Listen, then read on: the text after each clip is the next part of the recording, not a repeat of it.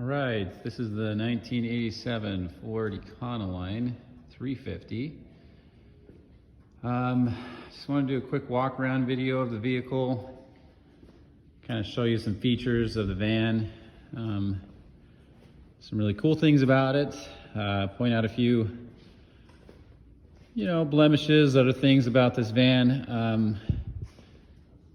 One thing I really like about this van, obviously, is it's clean for 1987.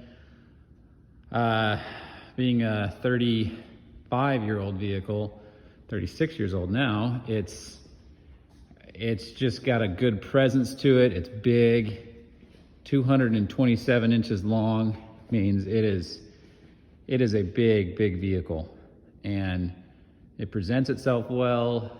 Like I said, 1987, you're talking 36 years old now. It's been well preserved.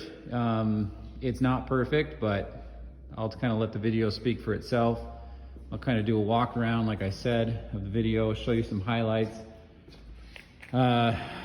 Just wanted to point out, first off, the paint on this thing. It was painted in Elkhart, Indiana. It was converted by a conversion company, Infinity Motor Coach.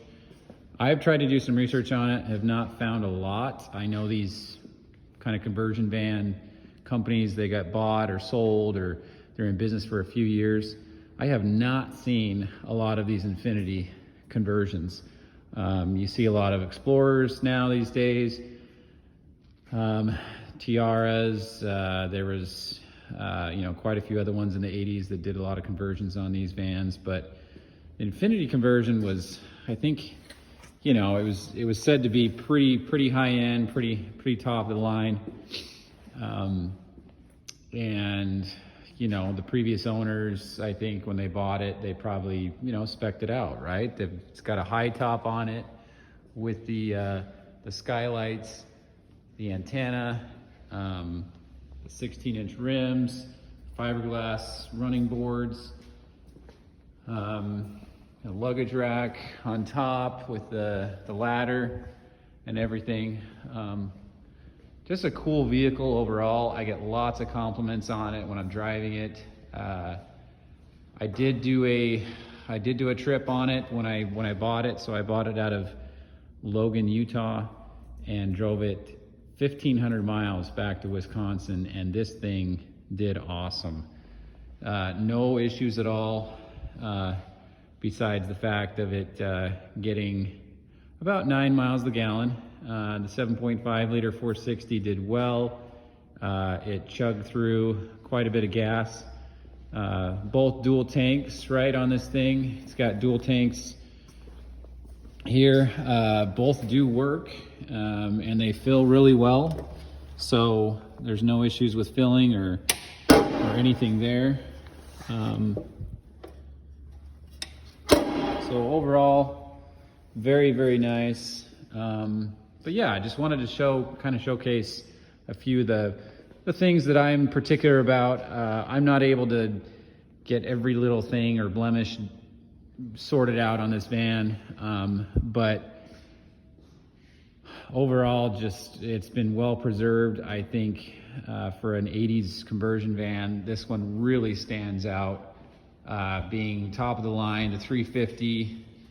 It is on the 3/4 ton chassis, and I think it drives well, it runs well.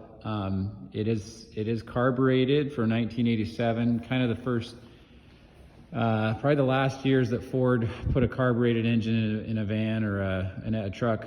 I know that 87 in the Fords, the trucks, that did go to the carbureted 7.5. So this is probably one of the last years they did this carbureted 7.5. But like I said, I've done quite a bit of work to it, as you can see in with the records and things like that. But let's take a look at some of the features of the 87 Ford Econoline. I'll start right here with the wheels. 16-inch alloy wheels, American Racing. I have done the best I could to polish these up and make them look good. to find these center caps, they're 16 inch with a 5-inch center cap.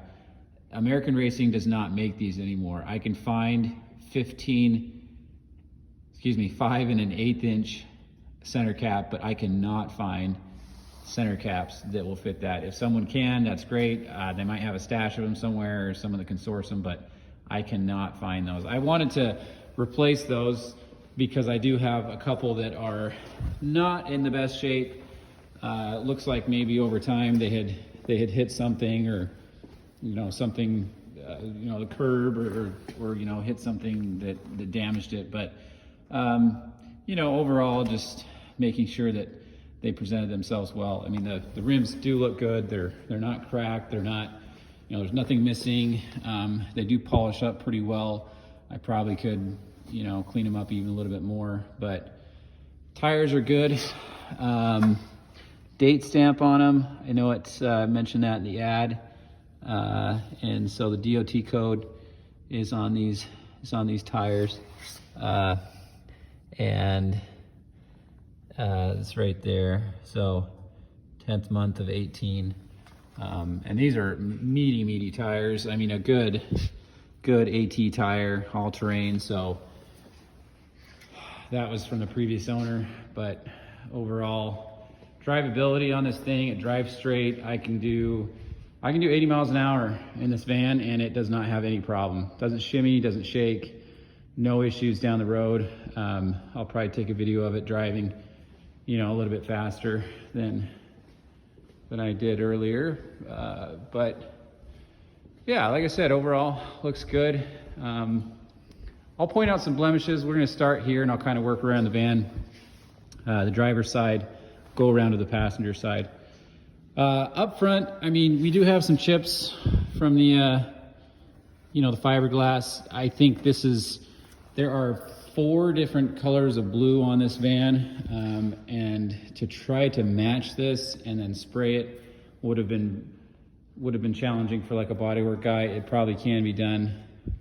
Got some blemishes here. It looks like somebody, a bike or something that they hit, opening and closing the door. Some minor scratches right here as well, from keys and things like that. Running board steps are nice. New anti-skid tape is on there. These are the only rust spots that I see. And as you can see, it's from these windows, these large windows that are here, and it collects water down at the bottom. That's a drainage problem. So water that wasn't able to drain, and it sat there and it bubbled the paint.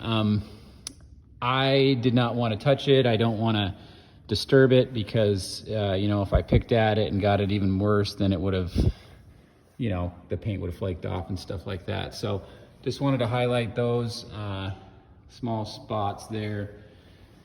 Some more, flaking and stuff like that on the running board. That's obviously from rock chips and just road. Love the coach lights. I think they're really neat. Add kind of an 80s flair to this. But overall, the length and extended version of these, you can see the body seam right here with the extended version. That's a pretty significant piece that they added on. The dummy light right here, that was the reflector that goes right here, or the light, excuse me. And Ford just decided to stamp that out and said, we're just gonna put a plug right there. Kind of interesting.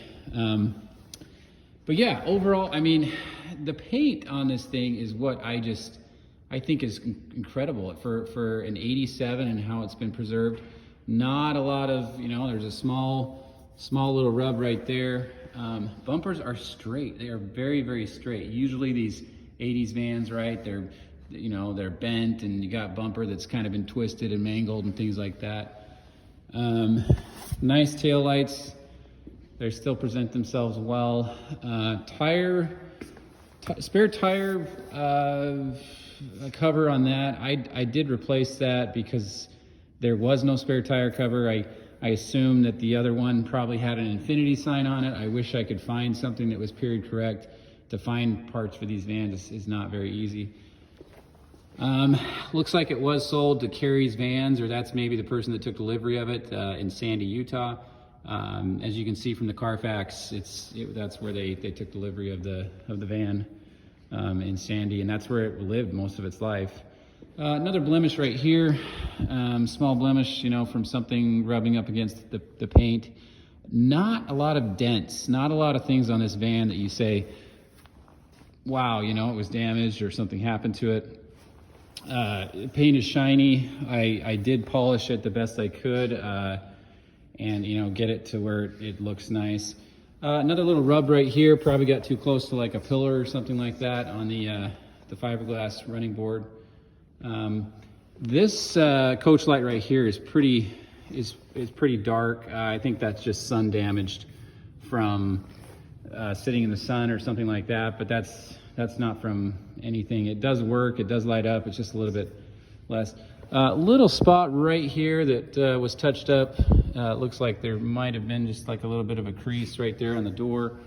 Not super noticeable, but when you're up close, you can see that it was touched up right there.